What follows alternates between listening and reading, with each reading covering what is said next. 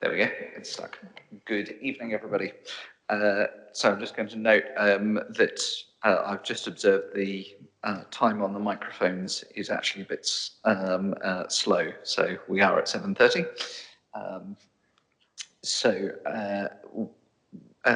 We shall begin. Now, just before I dive in, I have been requested from officers to change the order of the of our items. So we will be bringing the Strategic Asset Review Programme, which is agenda item 9. We will be bringing that forward to agenda item 7.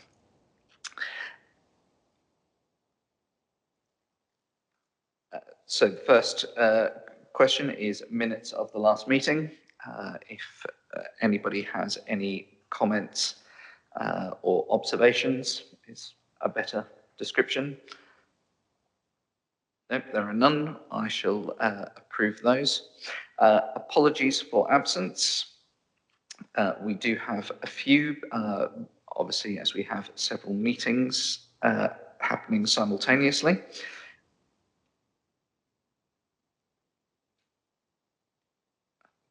Just bear with me while I try to see if I've got a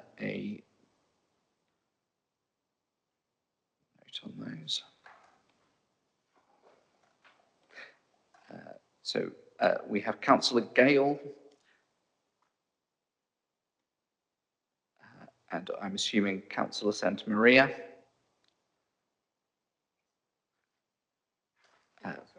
And Councillor Adeleaking. Okay, thank you. Declarations of interest. Sorry? Councillor Hobson. Oh, okay, yes. That's Sadie. Thank you. Right, any declarations of interest? No, thank you. Public participation, there is none. Consideration of any matter referred to the committee for call-in, there is none. And we move on to action points from the previous meeting.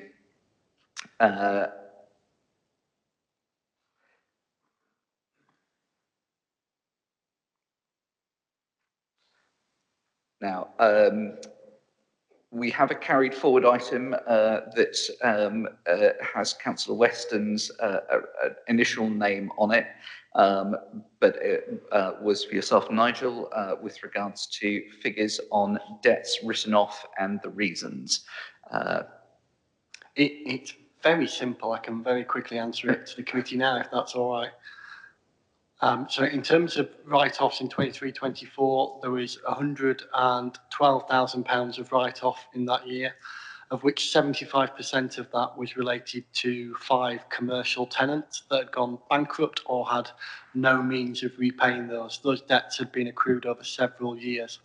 The residual debt of circa 30,000 is across a turnover of about £50 million across the council. So he's quite more small in terms of the level of write-offs.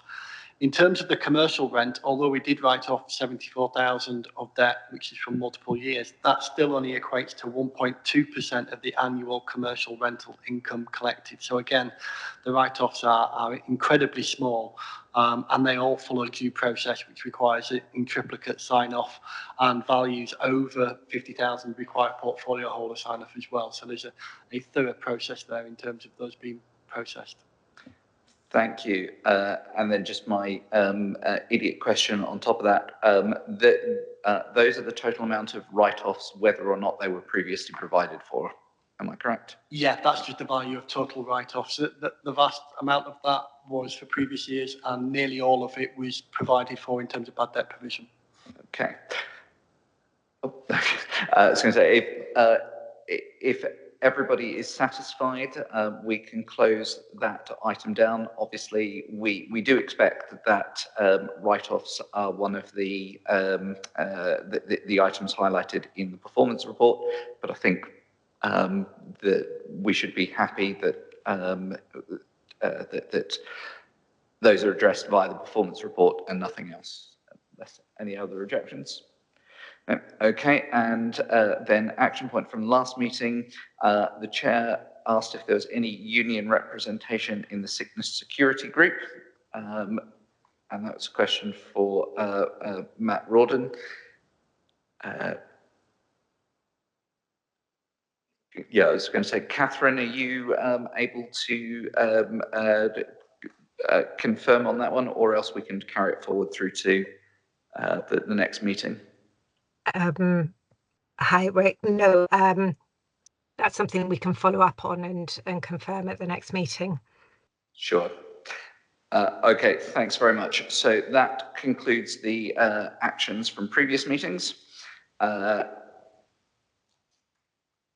And that brings us on to the revised item 7, which is the Strategic Asset Review Programme Update, which is a presentation. So I will hand over to officers.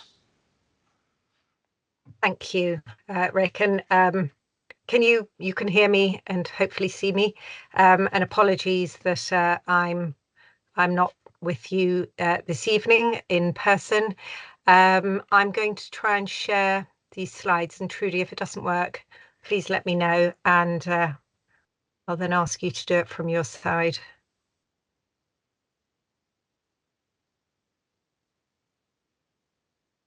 Right, I believe that's working. Okay, so evening, everybody. We're going to give a short presentation to accompany the report that was submitted to the committee, which hopefully will help bring it to life, and we'll then have time for any questions that you may have. So I will start and give a quick recap on the drivers for the programme, its overall aims and intended outcomes, a bit about governance and timelines, and then I'll hand over to the team, and each of them in turn will give a bit more detail on the reviews underway. So in terms of the drivers for the programme, we know we're a council that's ambitious for growth and transformation. We have an agenda to drive regeneration and address place-related issues through the borough. And like many local authorities, we have a pressing need for new homes, particularly affordable housing. And again, like all local authorities, we're operating in an increasingly financially challenging environment. So it's really important to ensure that we're making best use of our council assets to support our overall financial sustainability and delivery of our strategic objectives. So with all of that in mind, it was timely last year when this came to committee and then to cabinet to undertake a more formal review as to how our assets are performing and how they might better support our objectives and might generate improved income streams that will support wider service delivery for the benefit of our communities. In terms of the asset portfolio, it's considerable. We have approximately, and Mark will talk more about this when I hand over to him, but we have approximately 730 commercial assets, including business units, retail, industrial units, managed business centres. We know we have our housing stock of over 10,000 social housing stock, leasehold flats, 29 supported housing schemes. And then in terms of the general fund garage portfolio, that's significant in itself at approximately 7,000 garages over roughly 700 sites. We've then got important strategic sites in the town centre in Hemel Hempstead, which can help drive regeneration there. And we've got an extensive leisure portfolio throughout the borough, as well as other civic and community and cultural assets, which include the depot and the civic centre at Berkhamsted, Victoria Hall at Tring, our community centres in throughout Hemel Hempstead, and the Old Town Hall, to name but a few. So Cabinet approved funding for the programme of asset reviews, as you know, last June, with the stated objectives around supporting those aims to deliver housing growth and regeneration, really looking at how we can make better use of our assets to support our longer term financial sustainability as well. And that's both maximising our existing revenue streams, but also looking at opportunities to potentially generate new revenue streams. Also undertaking assessment of delivery vehicles that could support the delivery of those objectives, and all of that together to inform our future decision making about what opportunities to pursue. Some of the outcomes, and again Mark will talk in more detail, will be a better understanding of our asset portfolio in one place, which is really something significant, and we are forerunners in doing this. Not every authority is spending such a giving such a deep dive into these areas, but it will stand us in good stead for our future asset planning to have a really detailed and up-to-date picture of our asset classes, our categories, and enable us to have a better strategic overview and a holistic overview of what we have throughout the borough. And that'll also inform a new, again, Mark will talk more about this, but will inform a new general fund asset management strategy for the future. In terms of governance, just briefly, we have the portfolio holder, the lead portfolio holder is their portfolio holder for corporate and commercial. However, there's also reports going through or progress updates given to the relevant portfolio holders for housing and garages as the projects take their course. We have a senior officer steering group, which I chair. We've got other members of SLT on that, including James, Darren, Steph, and Nigel. And David Barrett is the overall programme lead, supported by Matt Angus as programme manager. And then each of the projects within the programme have their own governance, their own project executive, supported by a board and a project manager. And I'll leave them to talk in more detail about their respective projects. Progress to date on a programme level. So since last June, we've done all the good things you'd expect in terms of establishing that governance, project controls,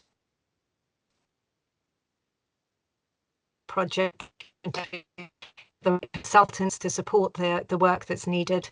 And all of the projects have kicked off and undergone initial phases and are at various within their project timeline. And one of them has concluded its first phase, which was around assessing potential delivery vehicles. And David will talk about that in more detail. And we're now onto a second stage of developing proposals around a potential investment partnership, which will come back to this committee and to Cabinet later in the autumn. So the work streams just talked about, we have a high-level review of all of our assets. We have housing estates review, supported housing review, a garage portfolio review, and that review of delivery vehicle options. And broadly speaking, the timelines run from when we got the funding approved last year and running through to the end of this year. Though for the housing projects in particular, they may extend into 2025. That's being reviewed right now. And then, as I say, potential proposals around an investment partnership and outcomes of soft market testing that's currently underway will come back to this committee later in the autumn. So with that, I will hand over to Mark Pennell now, and he'll give you a brief update on the high-level strategic asset review. Thanks very much, Catherine, and thank you for the opportunity to present to you this evening. So with regards to the high-level SAR, there's a few bullet points listed there for your attention. And just to add to those, with regards to the context of what we're doing here, when we started our journey along the high-level strategic asset review, there were pages and pages of information relating to our properties held on spreadsheets.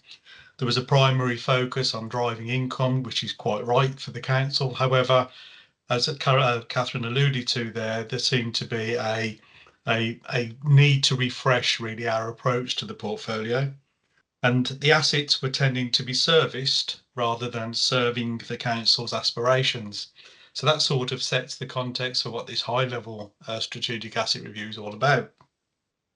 With regard to the purpose, again, there's a few bullet points listed there.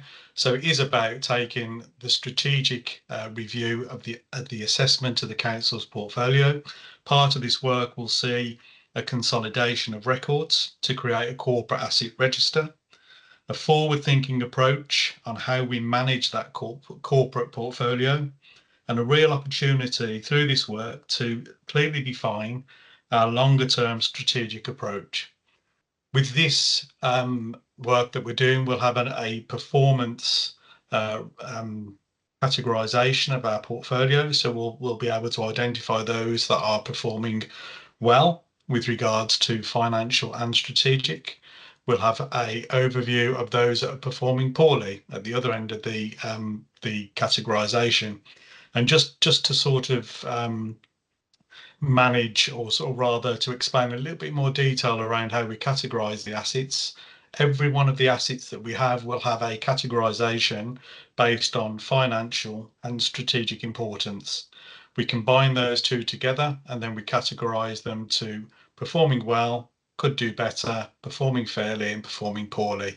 And then the resulting work will enable us to focus on those assets that are performing in the main fairly, because that's where our biggest cohort of assets will be, and with the view of either looking at, if we invest in them, if we work them differently, if we manage them differently, can we move them from fair to good, or are they potentially going to fall out of fair to poor?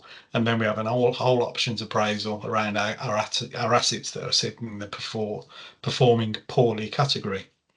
So a summary of the work involved. Phase A is all about stakeholder engagement, site visits, the GIS mapping system, which is the mapping system of the council, which has the whole of the borough and all our assets listed on them. Phase B has been very much about data cleansing, categorization, determining the performance framework, and then mapping that asset performance framework against the council's priorities. And we're now well into phase C of this project, which is all about the performance assessment, benchmarking, the assessment of performance, looking at what are the opportunities, what are the risks, and then the production of the final report. You can move forward, please, Catherine.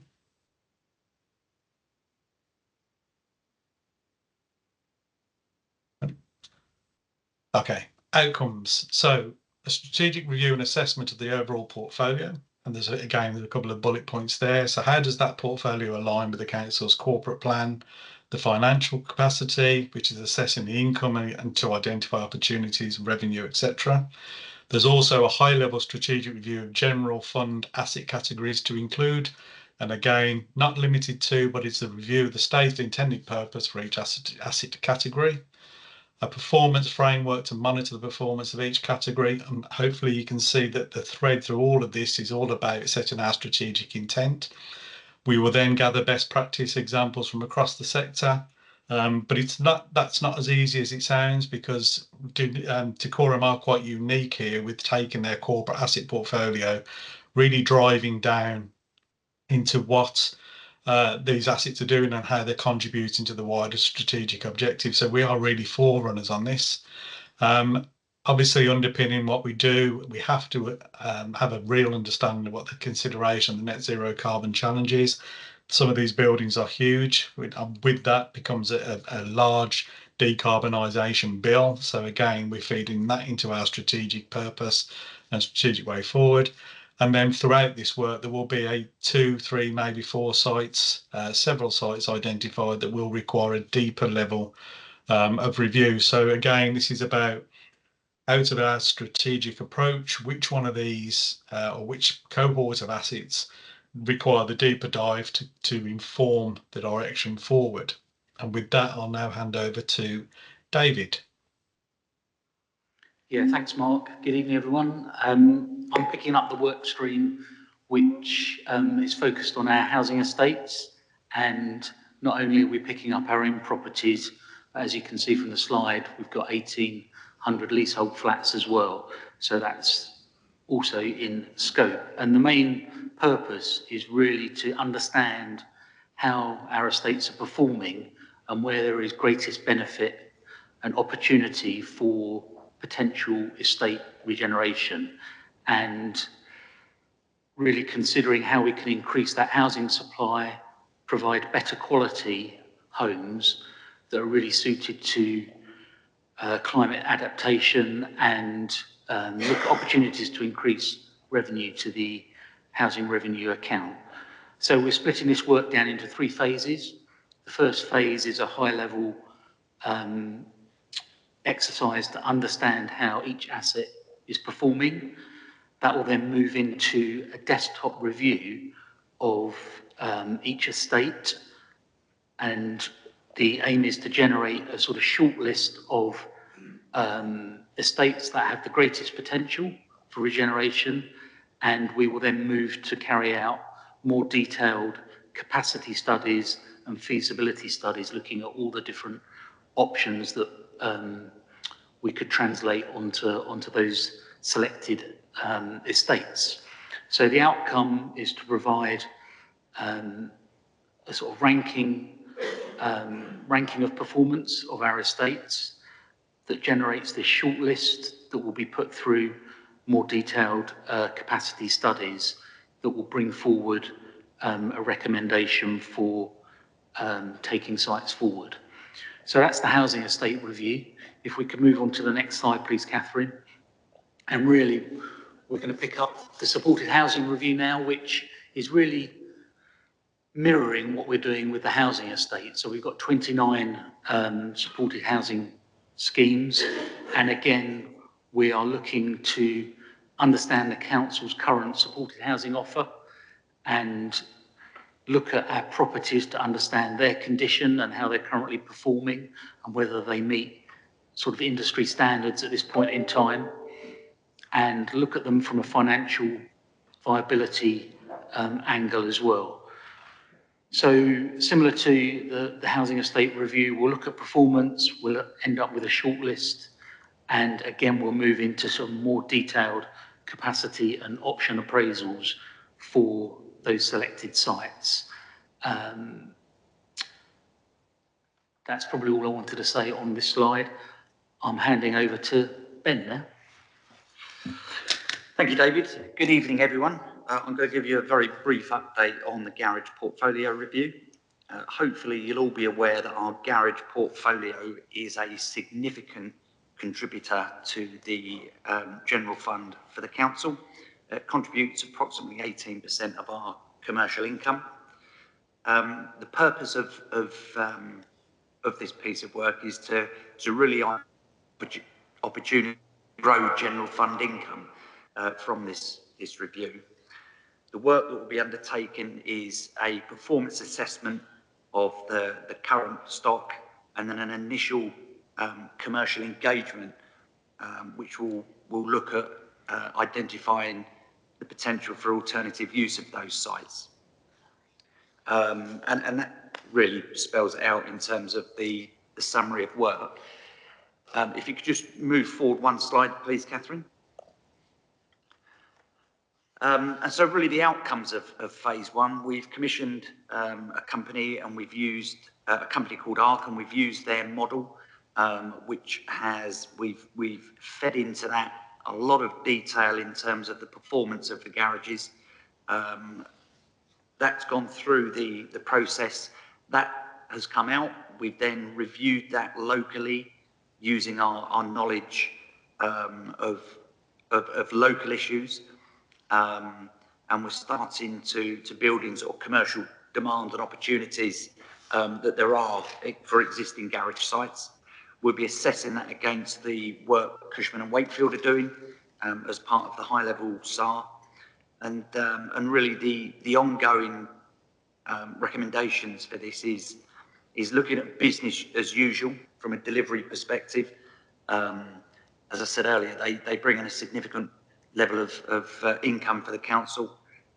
We want to continue that and want to grow that where possible, but also where there are some sites that are not particularly performing very well, we want to look at alternative options for those, which may include some investment to bring those garages back up to a rentable level, or we could look at alternative options for use of that site.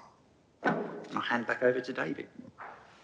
Yeah, thanks, Ben. So the next piece of work, which has been completed actually, is around an assessment of delivery vehicles for all these potential projects that may come forward.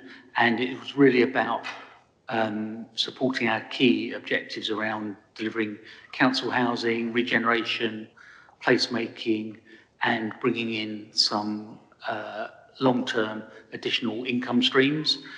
So this is how we deliver going forwards. And we've undertaken a piece of work with a specialist consultant called Outturn to do a critical assessment of all the delivery routes that we were aware of. We undertook a number of case studies meeting other organisations to understand how they've delivered, and had a real look at what the market's doing at the moment, and collected that up to really inform our decision making on the next steps for delivery.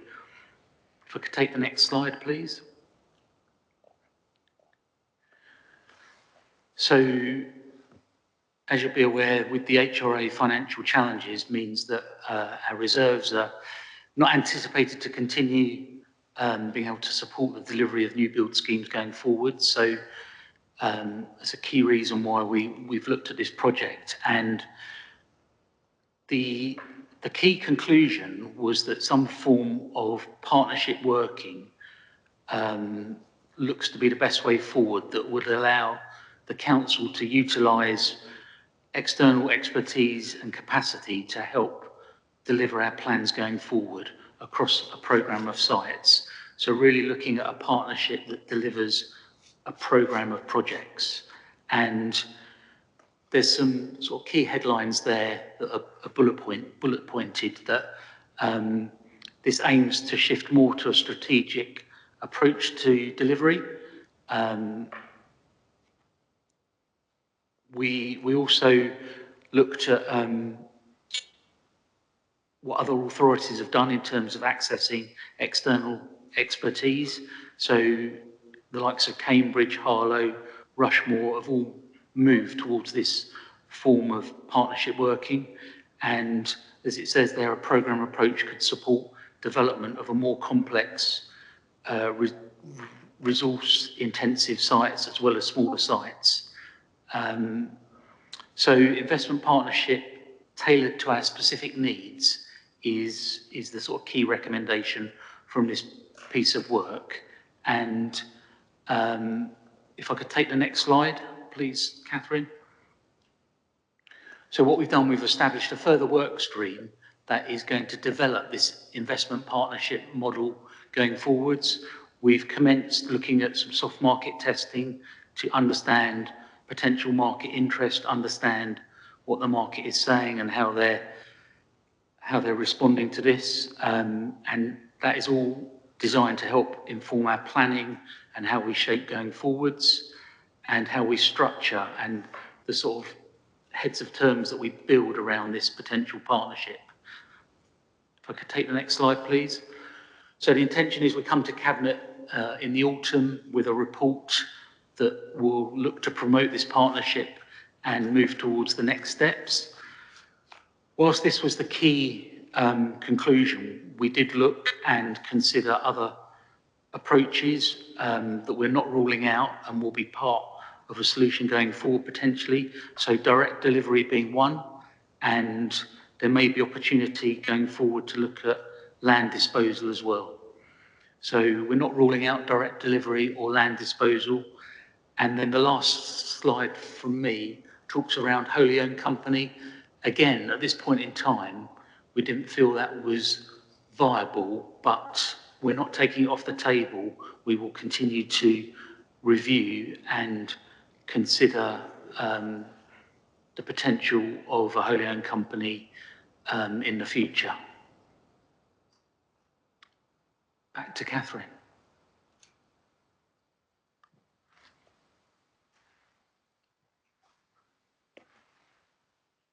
Thanks, David.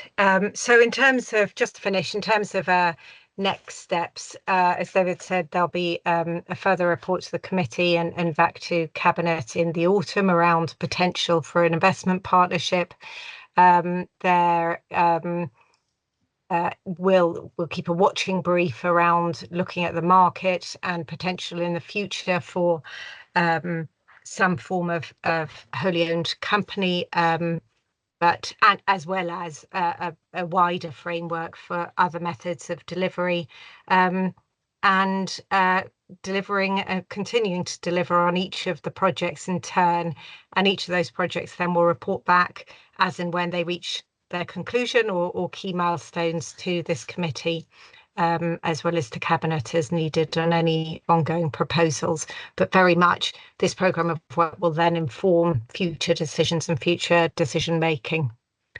So that is that's the end of our presentation. Hopefully that brought the report to light that was submitted, and we'll open now for any questions that the committee might have.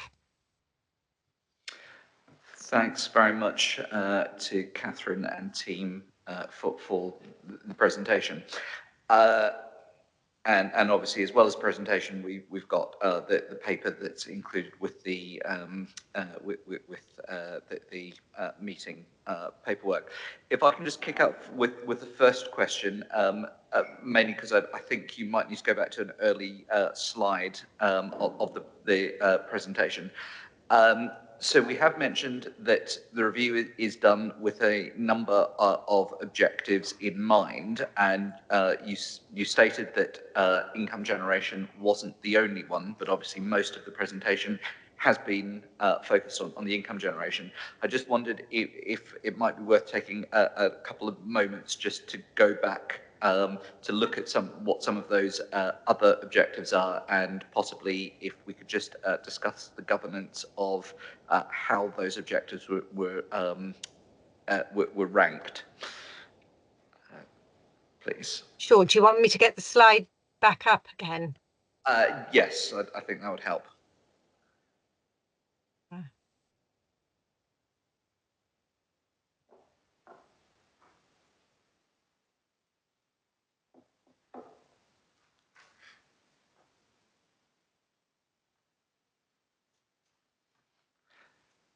I'm realizing that having this additional screen in front of me is great, other than the fact that when I'm talking to somebody on the screen, I'm kind of looking this way while the rest of the committee is sort of sidelined. So apologies for that. Yeah. So if I understood the first question around just to review what the overall aims and objectives are, I think maybe this slide is helpful here, because it's very much it's twofold. It's not so one of the objectives is clearly to ensure that we're making best use of our assets, but what making best use of our assets is not purely focused on what they deliver by way of financial returns and financial contributing to the council's longer term financial sustainability, but also making best use of them in how they support our strategic objectives relating to housing and delivery of new homes and affordable housing, as well as supporting our agenda around regeneration and place improvements, and all of that around shaping new development in a way that's to the best benefit of the borough. So maybe I think when Mark was talking about his project that he is leading, Mark's commercial portfolio is very much looking at the financial returns on investment, but there are other parts of the asset portfolio that support different needs. Does that answer that question or help bring it to life? Thanks, Catherine. It does, in the fact we've got kind of a top level sign there, sort of showing that we're looking at it from from different viewpoints of what we need to achieve and to maintain. What I was wondering is do we have a formal way of agreeing the priorities of those? So, which I'm gathering must happen in the governance board. Yes, I would say with this is obviously there's a series of projects within it, and what we're not doing is at present comparing and making any forms of decisions on the end findings, because it is still very much a work in progress. So I think back to that point around these reviews helping inform future decision making. So the decisions aren't being made right now, but all of the work that's being done will help put us in a position as a council where we can say, right, across these projects, across the reviews that we've undertaken, these are the key findings, the key recommendations, and then look at what we might prioritise and what we might decide to do first, because obviously it's a significant portfolio and you can't do everything all at once. So so I would say that's still to come. As the projects reach their conclusion, we put forward findings. Okay, thanks very much. I'll close that question and we'll move on to Councillor Guest, please. Thank you, Chairman. This is a big programme affecting the council. I see under item 2.1, general progress to date, that programme governance is in place and that portfolio holders are to be kept regularly updated. So how will the opposition leader or opposition spokesman people be kept regularly updated to ensure a whole council approach to this review? That's part of what we're doing today as well, to ensure that there is, this obviously was a programme that came under the auspices of Finance and Resources Scrutiny Committee, and to make sure that there is that cross-council update in terms of progress. This was felt to be a good point at which to give that general programme update and to give a bit of a deeper dive into the various projects. As you'll appreciate, once the funding was given, it took several months to get the projects established, get tenders and consultancy support where needed, and really get those projects underway. Thanks. I think Councillor Capozzi wants to come in to answer that as well. Can I just, Catherine, can I confirm that as well as on our agenda this evening, it's on other agendas for the other committees as well? So it's everybody's that's in the committees is getting something on SAR tonight?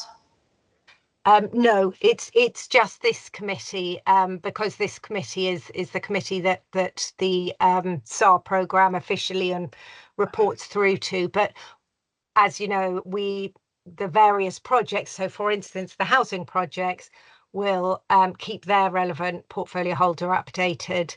And then when they get to milestones or conclusions where they want to present back, because just remembering this is a progress update, each of the projects is still going, they will, for instance, the housing project would, as well as reporting here, would report through to the housing committee on those findings. Thank you. Thanks. We'll move to Councillor Stevens next. Thank you, Chair. I'm delighted to know that we are investigating partnership working with other groups. In terms of housing, coming back to that one of the concerns that I've got is that if we're planning to increase the housing portfolio, how are we going to address the right to buy issue, and what have other councils done to try and avoid building homes which then get lost to right to buy?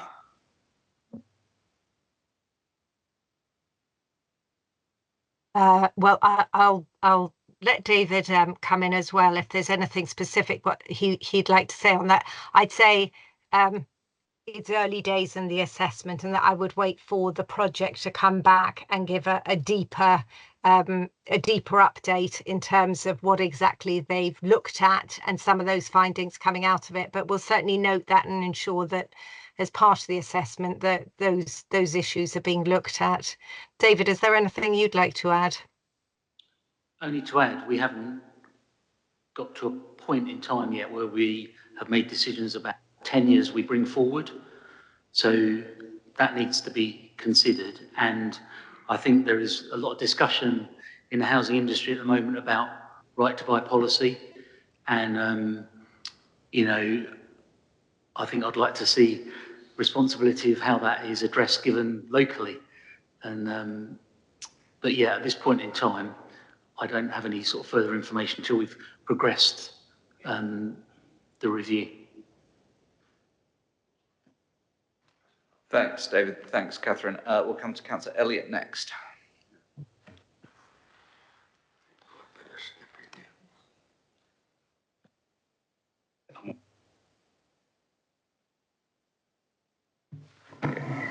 I'll shout anyway. I'm going to pick on Ben. I see you're in charge of garages again. Just the project. Just the project. I thought we had previously done a garage report on the state of them. Spent quite a bit of money on it. Are we doing it all again?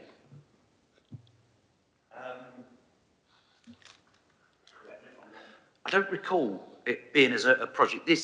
We're looking at performance. So it's two aspects from a garage perspective. We're looking at the existing performance and how we can support that business as usual moving on to expand the profitability of that general fund asset. And secondly, it's to support the business plan in terms of improvement. So there was a business plan provided 3 years ago, and that was produced by an external consultant, and that set the tone for the 3-year business plan. This year, we're starting to review internally what the next 3 years of that business plan will be. So there's no external support coming, but we'll use some of the data from the ARC model, which demonstrates how performance of those garages have improved since the inception of that business plan. Because at one point we had a temporary member of staff looking after the booking of garages, and that worked very well. Do we still have someone that does that, or is it merged into? There's now a team that look after the garages, and since the team have come in, the performance of the number of garages that are being rented has increased. So it's given a return back to the council. Right. Okay. Thank you. Thanks. I think Catherine has a comment as well.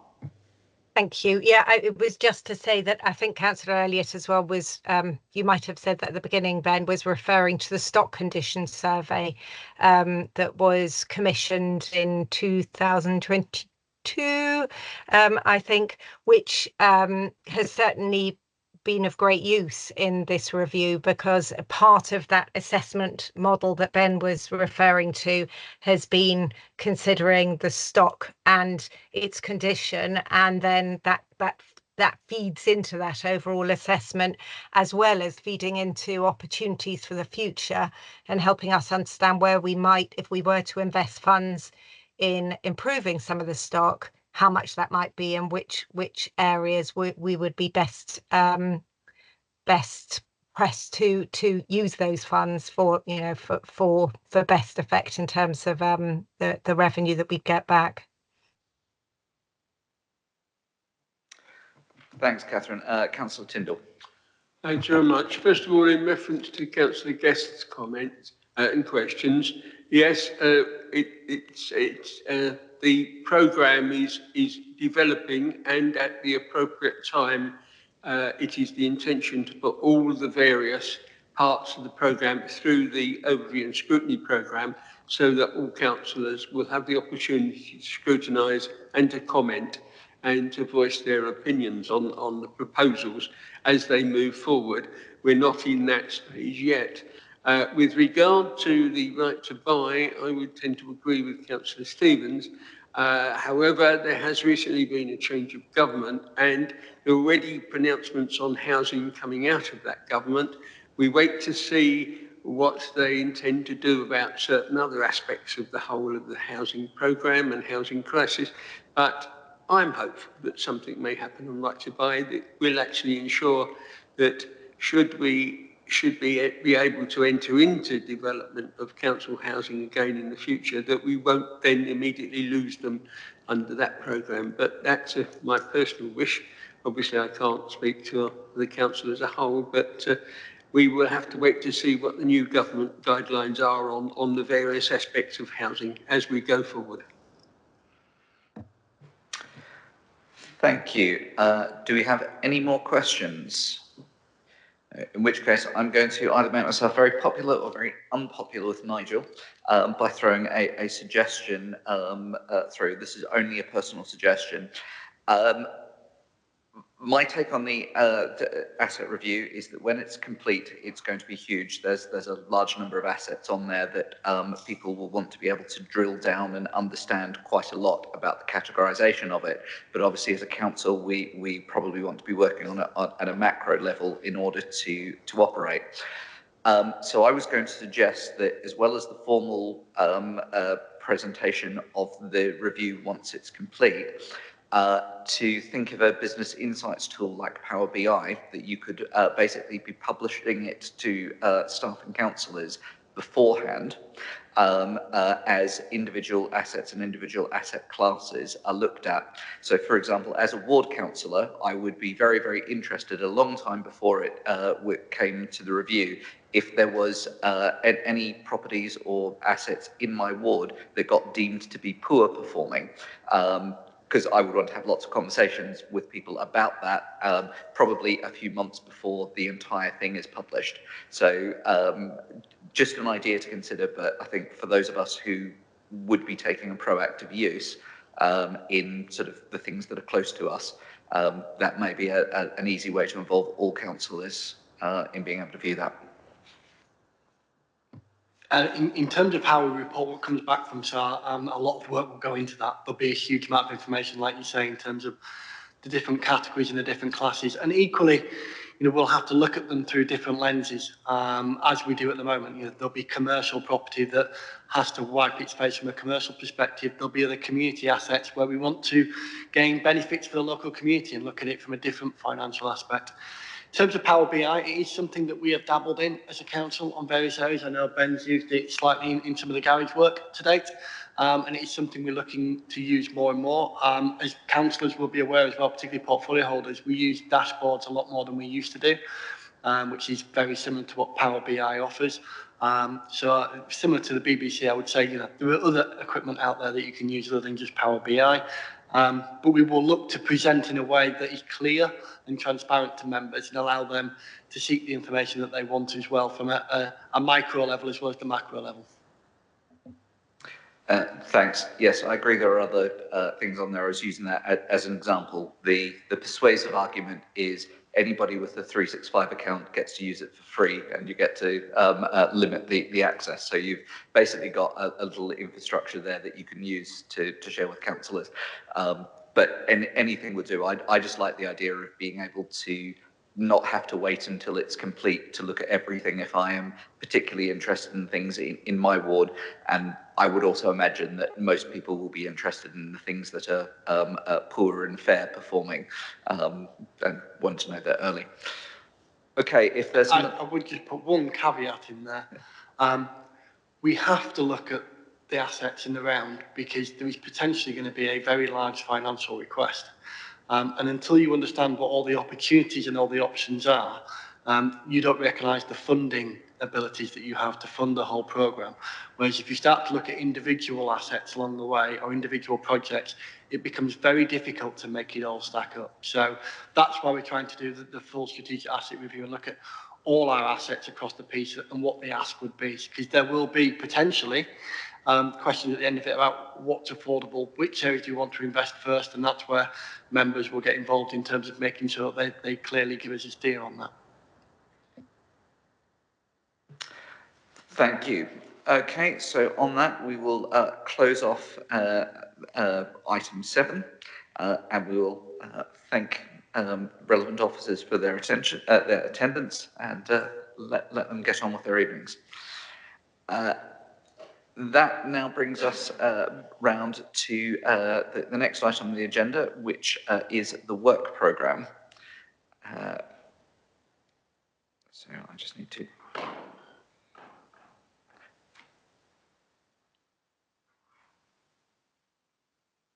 Okay, so this is published as agenda item 7. Do we have any comments or requests on the work programme? Obviously, we've had a slight adjustment in today's meeting due to the pre-election period, but we've got a number of things coming up. Okay, so we will move on to agenda item... Oh, Nigel. Just a minor point, just to make sure it's very clear to members in here and members across the council. This year, the fees and charges review will be taking place earlier and will be presented at the October overview and scrutiny alongside the medium-term financial strategy. So that will make proposals for the fees and charges for future years. That's been done for a couple of reasons. One, to help us be a little bit clearer in terms of our MTFS assumptions on income streams. And secondly, to allow us to have more time for implementation of fees and charges for the next financial year, with several of them taking a significant amount of time in terms of liaising with customers and liaising with residents prior to implementation. So it's just to warm members up to be aware for that. Thank you. Okay, so move on to agenda item 9, 8 per the papers, which is the provisional financial outturn report. Catherine. So Nigel is going to present this this report. So over to Nigel. Good evening, committee. So it's with great delight I present the 23-24 provisional outturn.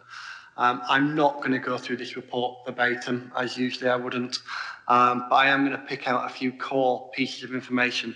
This is a very detailed report. It's a detailed report for many reasons. One, to ensure that we're very open and transparent about the financial situation and the performance of all areas of the council.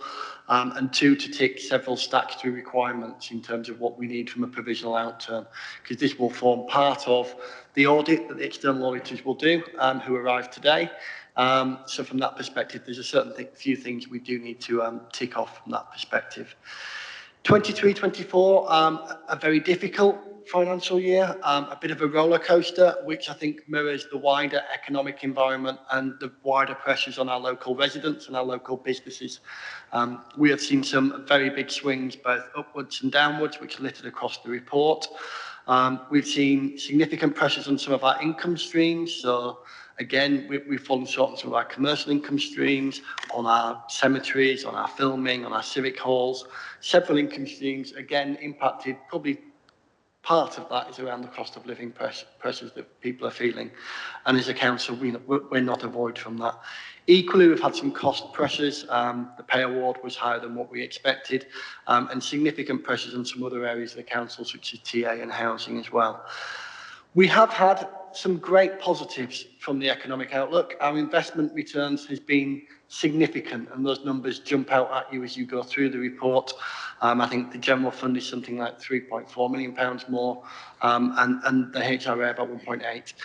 That's because our cash balance is significantly higher due to capital slippage, and because interest rates are significantly higher than pre-market forecasts and Bank of England forecasts. We'd probably be in a very different position and a much worse position if interest rates were 1% lower during 23-24. So although it's not good on the whole, it's been very good for us financially in 23-24. What has that ended up with?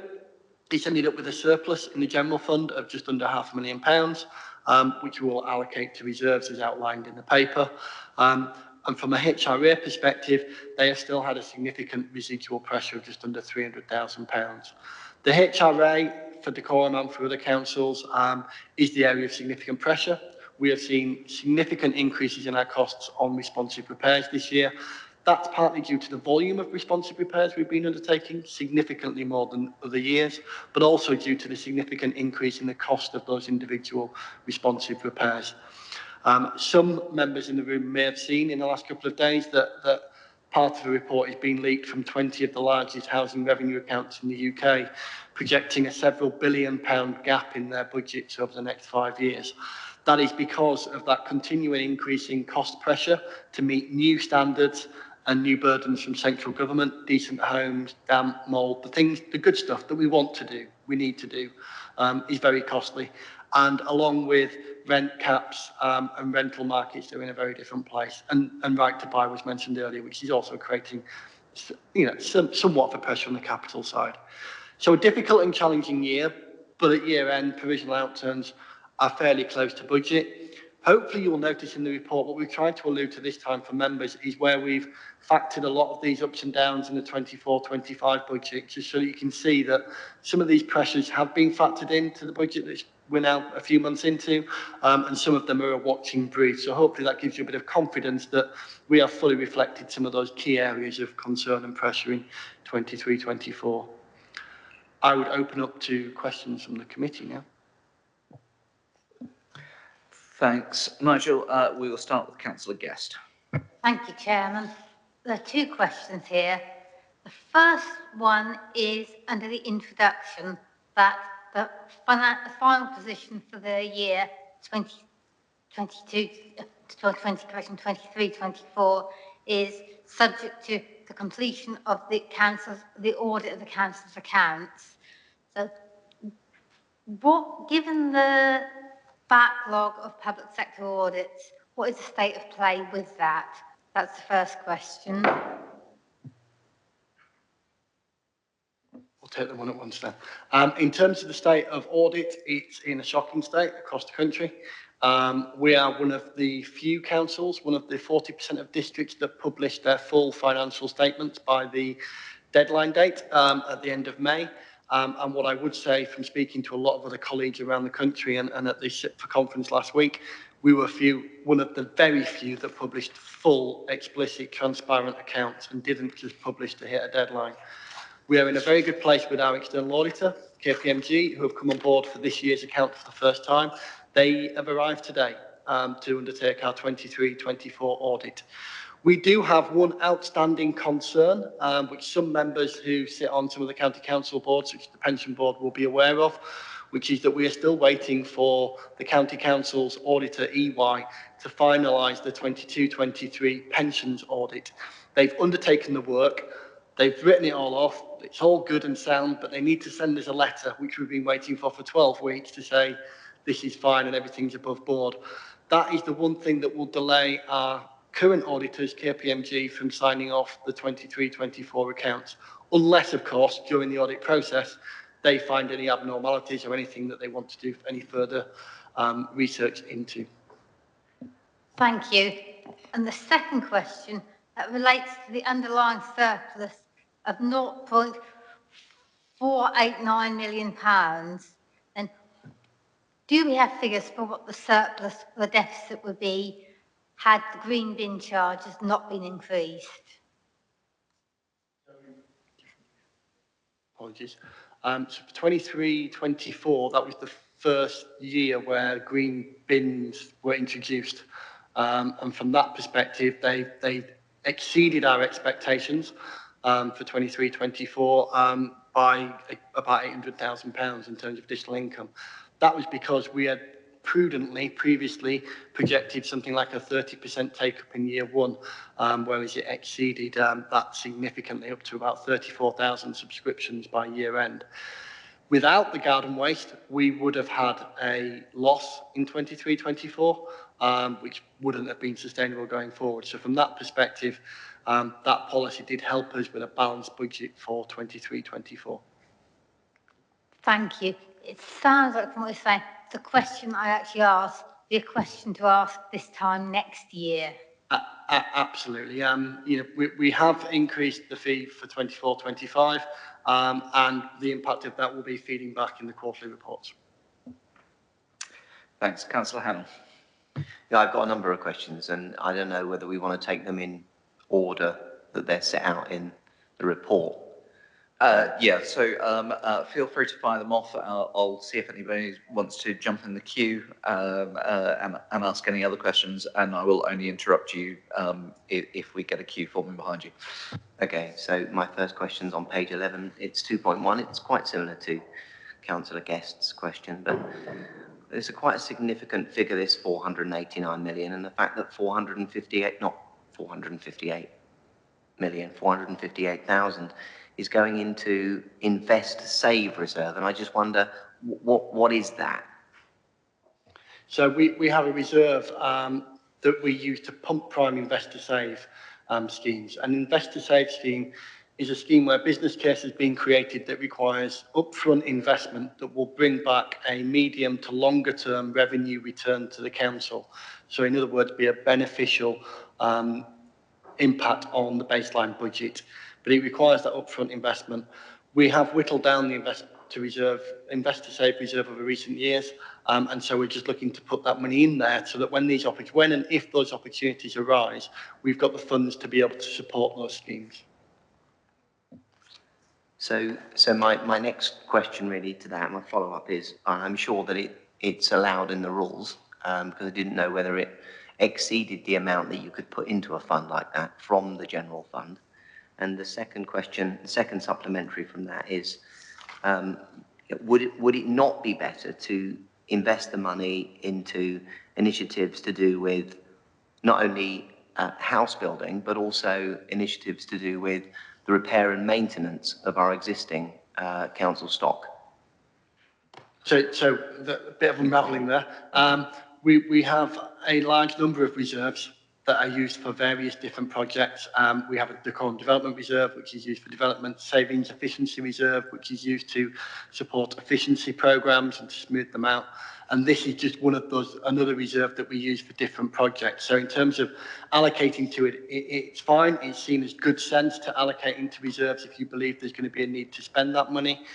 In terms of using this money, when projects and proposals and proper business cases are developed, that's when it will go through a process which will involve cabinet approval to use those funds. So the oversight of those funds is absolutely open and transparent.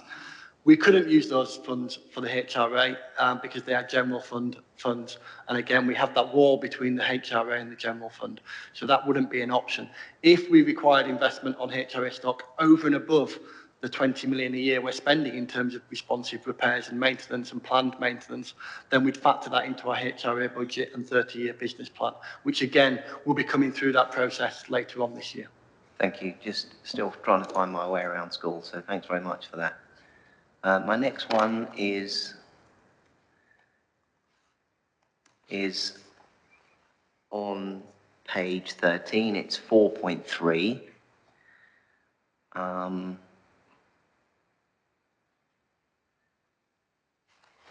And on 4.3,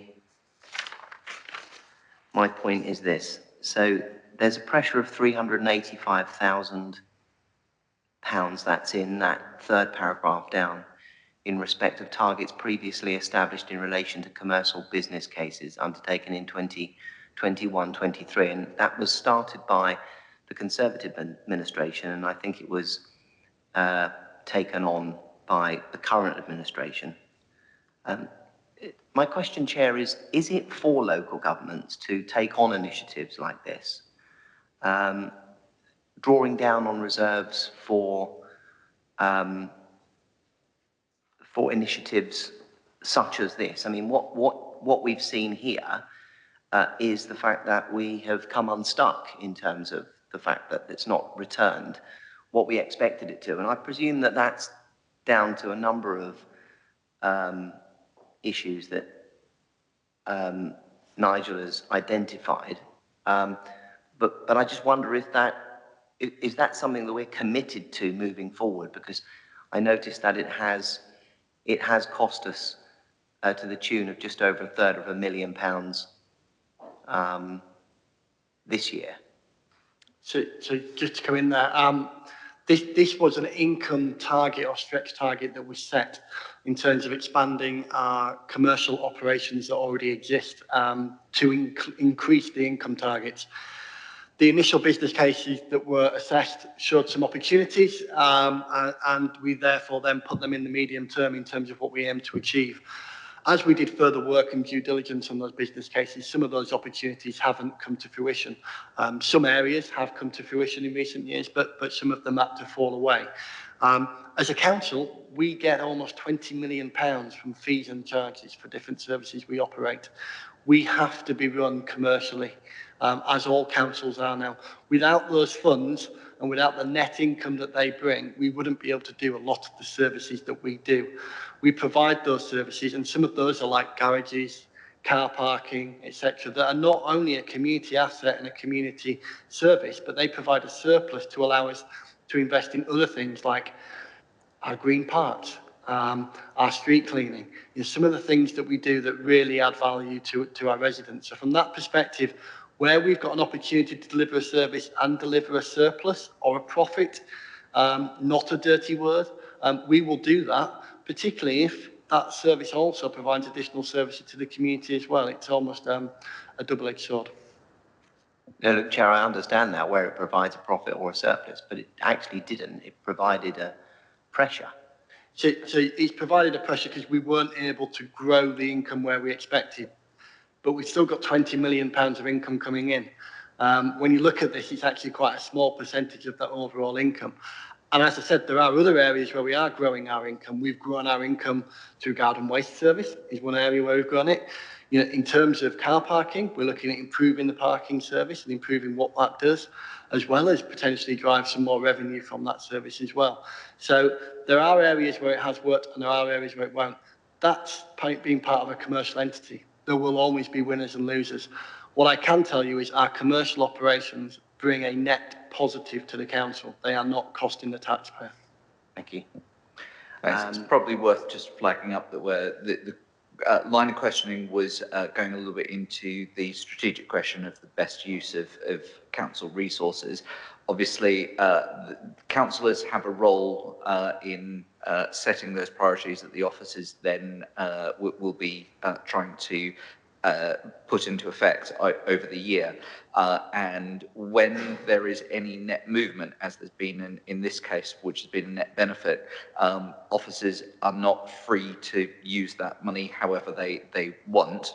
They have to do it on terms that are already in the budget. So it's quite normal for that to initially be moved into a budget, into a reserve, then awaiting instruction from officers from councillors to do that. So for that reason, I would highlight that when we are looking at the budget setting phase of our work, when other groups submit budget requests, even though they might not go through, they help to form a wish list of what could be done if the resourcing is available.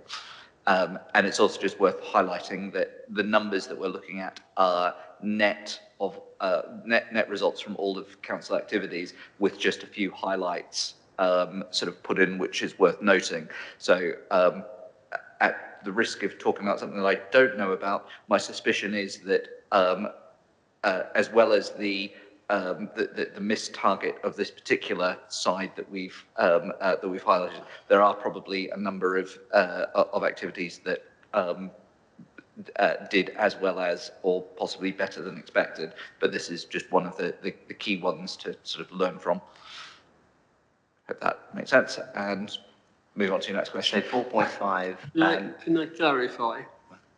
If I may clarify Councillor Hannell's situation on the issue, because of the projected, I think in the last year or two, it was projected that if there was no change in government policy on council funding, it was likely that we would have to find savings or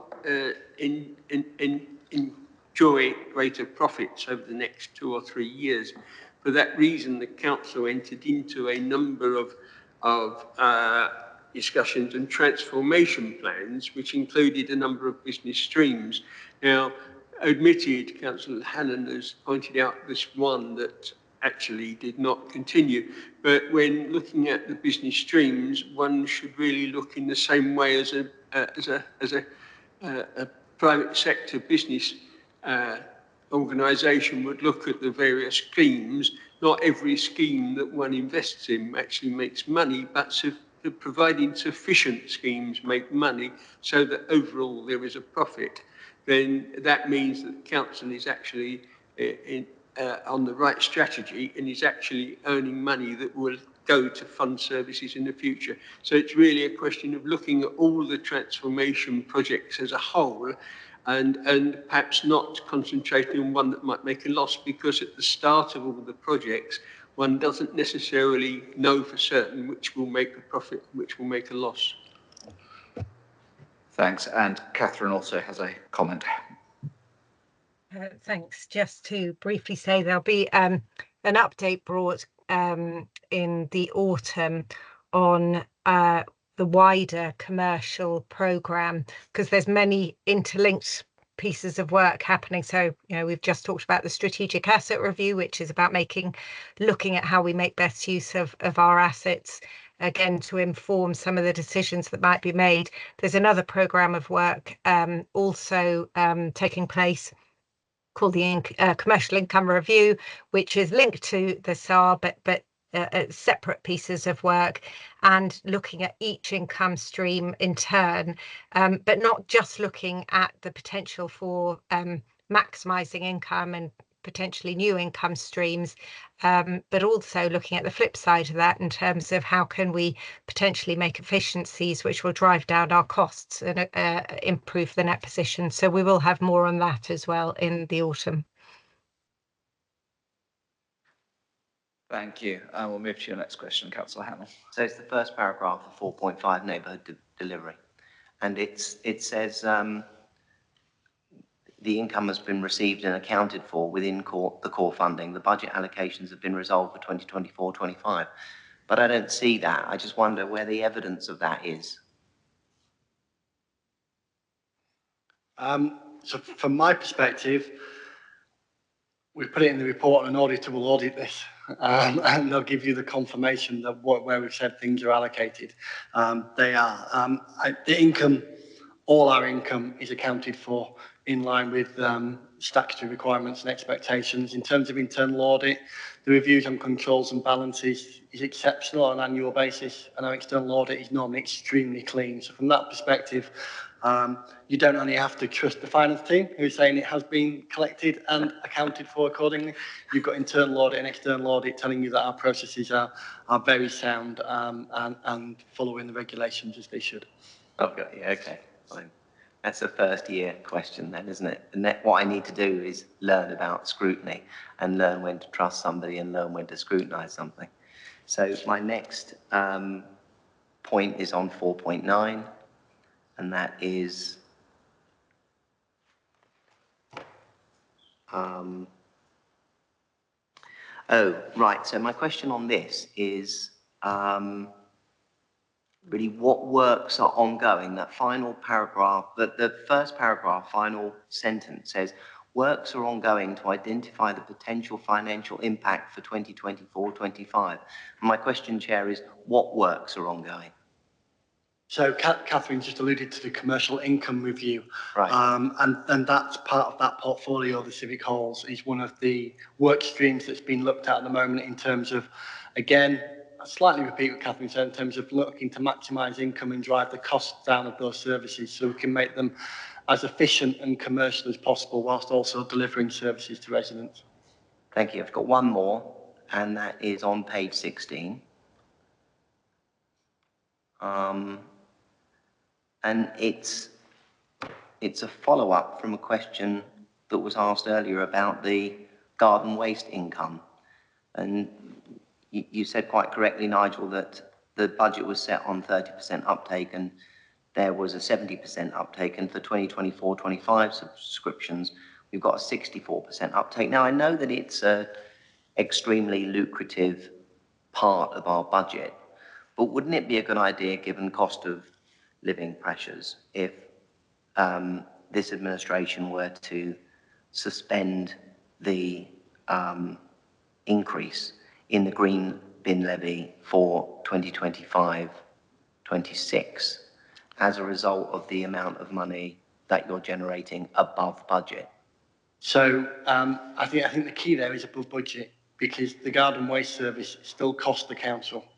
We do not make a profit or a surplus on garden waste collection. It is a discretionary service, and the cost of pickup and disposal exceeds the income that we receive at the moment.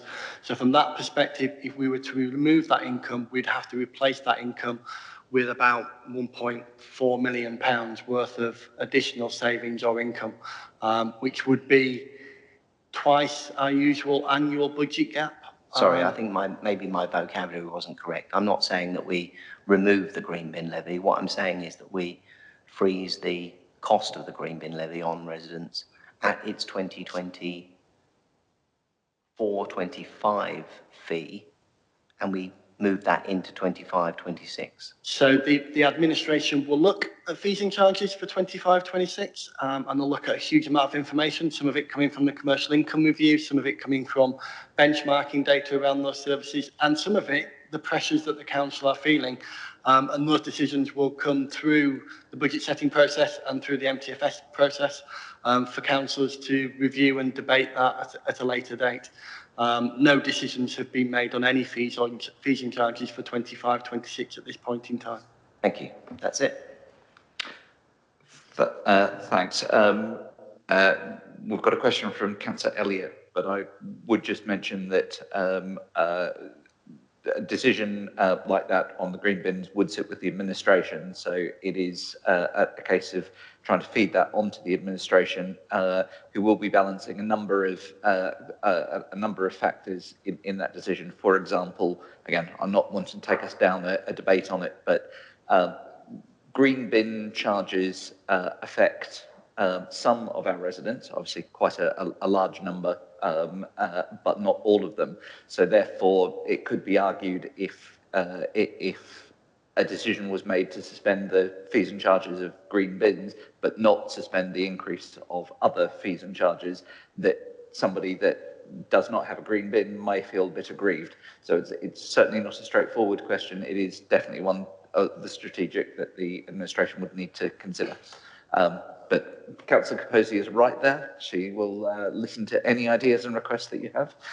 And we'll move on to Councillor Elliott. Yeah, on the green bin situation, you talk about the waste service costing what, £2.4 million to collect the green bins. What's the cost? The cost of green waste, I think it was about 1.9 million. 1.9 million. I think, but there'll be obviously inflationary increases, and it does change from month to month, but it's around about that figure. How is that calculated?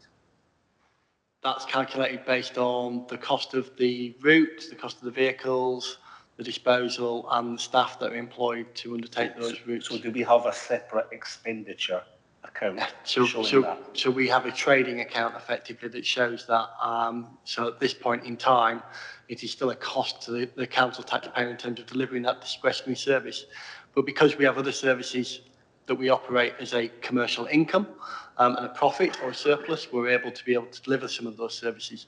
There are many councils across the country that green waste is either being delivered as a cost neutral or something that makes a surplus to allow investment in other aspects of council activities. So from that perspective, the charges that we charge at the moment are below average in Hertfordshire, and feel, in terms of the administration, when we set the fees for 24-25, felt that was a fair price for the service that people were receiving. So would there must be economies of scale with the other waste trucks? There is economies of scale. It would cost a huge amount more to deliver the garden waste service we deliver if we didn't do it off the back of the economies of scale we have with the wider waste service. Would it be possible to have a breakdown of the expenditure on the waste services? We can provide the details of what the waste service costs. Yeah, maybe a comparison with the year before. That's possible. Yes, right. I can't see any reason why not. Right, thank you. That's I've got a few more, if you don't mind. Same as Councillor Hennell, just keep firing them until I see anybody else in the queue. Sorry, keep going. The HRA rental income is nearly £1 million over budget. That's rental income. Any reason for that? Two reasons. One is around voids. We've had much lower voids because we've been turning around our empty properties, which has been a very big positive from that perspective. And also because some of the earlier projections on the income, we've had a lot of relets. And when you relet in the housing, the rental that you charge is slightly higher for some of the relets than they are if you've got a constant flow. So those two aspects, I think they are mentioned in the report, the two key reasons why we've received more income in 23-24. And last question. On page 15, you talk about pressure from civic halls, the income. Can you, just for clarification, you're not intending to charge the community centres rent? We do not charge community centres rent in 23-24 or 24-25. As with all fees and charges, as you know, Councillor Elliott, they will be reviewed by the administration for next year, and those decisions will be made as part of that process. I think there'll be a few fiery crosses going up if you do that one. Right, thank you.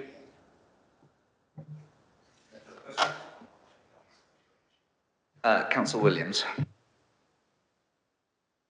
Right. Sorry, I just wanted to come back on the green bins, just so that reassure ourselves, particularly Councillor Hannell here. It's a discretionary service. We know, roughly speaking, how much it costs to deliver. At £45, I think it is this year, it seems quite reasonable. Is it £50? £50, that's quite reasonable. We've paid it. If we were to do a whole cost recovery, what would the fee be? Could we be told that sometime? Yes, we can provide that along with the costings of the garden waste service. Thank you. Councillor Williams. Thank you. Just a couple of questions or comment and questions. On the green bin waste, looking at the report, it does seem that there is a degree of price sensitivity here because price has gone up by 11%, but the take-up's gone down by 10% this year, which would sort of suggest that we're going to be fairly income neutral on that. A very quick calculation would tell you that we could recover the full cost on the current take-up at about £68 a year. I think, Nigel, I'll leave you to check that. No, I'm not going to check that on the go. I assume the councillor is calculated that accurately. Here we are. What I would say is last year we achieved 70% take-up. We've got 64% already. The take-up grew throughout the year last year. And that was taken as of the end of June. So from that perspective, the likelihood is we would see a few more percent come through. So I think we'll get close to 70%. We might not quite achieve it, but given the increase was over 2 or 3%, we will achieve more income this year, I suspect, than we did last year. Yeah, I think last year the take-up was probably a bit more delayed because some people didn't realise they had to pay, and they only paid when they realised their bin wasn't going to be collected for the first 2 or 3 months of the year. But people are more into the swing of it now. Can I just take us to page 18 of the report? And I suspect this is to do with the way in which this is either a remarkable result or the way in which local government reports finances. It relates to the Old Town Hall, which traditionally requires quite a subsidy. If you read this report, you might be led to believe that the Old Town Hall turned in a surplus of 58,000. I suspect that means it costs less, it reduced the subsidy by 58,000 rather than bringing in a surplus. Yeah, the Old Town Hall, like most of our services, are not done on a trading account or a profit and loss account. It does require funds from the council to operate. What this means, as you've alluded to, is it costs 58,000 less to operate than it would normally. The overall cost to the council is between about 150 and 200,000 a year for the Old Town Hall. A lot of that linked to the necessity for the maintenance of the building. I think, yes, and I must congratulate the team at the Old Town Hall because they have brought in some very attractive acts which have increased the attendance quite significantly. On the general point, the two standout items in this budget are the significant increase in income on the green bins and on interest, which would total about £4 million. So that would lead me to conclude that if we hadn't have had those two exceptional items, we would have been £3.4 million out on our budget last year, which is a significant budget gap. Have we lost control of spending? And are you confident we're going to get this back under control this year? I'm confident because in terms of a lot of those pressures that did come through in 23-24, as the report alludes to, we've accounted for those in the 24-25 base budget. We were very fortunate in terms of those returns. Some of those returns are carrying on in 24 and 25. We've allowed for more interest income, and we may even exceed that given we had significant slippage in the latter quarter of 23-24, as the report alludes to.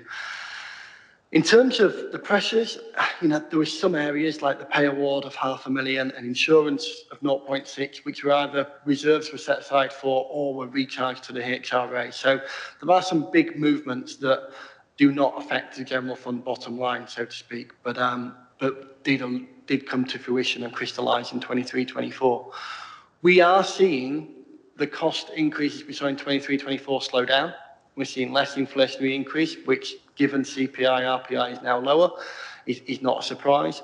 We are projecting that our pay award assumption for 23-24, or for 24-25, may be up to 1% greater than what was required. So that could be a reversal year on year of maybe 0.8, 0.9 million. So we've got a much better understanding of our fiscal position because the wider economy is more settled. which I don't think is special to Decorum. I think we've gone through some very severe movements in interest rates and in cost pressures that we've had to deal with. The HRA is a prime example. We went for significant cost increases on our responsive repairs last year that we do not expect and will not be doing in 24-25. So it was a bit of a roller coaster year, but we feel that things are settling down just as the wider economy is settling down, and we have got a good handle on that. I feel like we do have control of our expenditure and our income.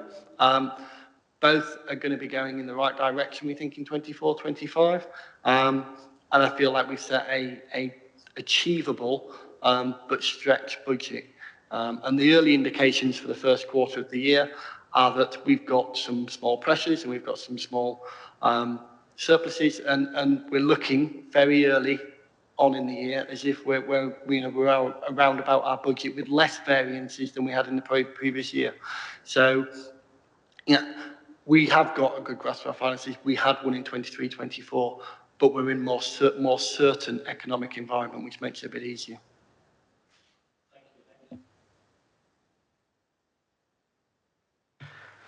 Thank you. Do we have any other further questions?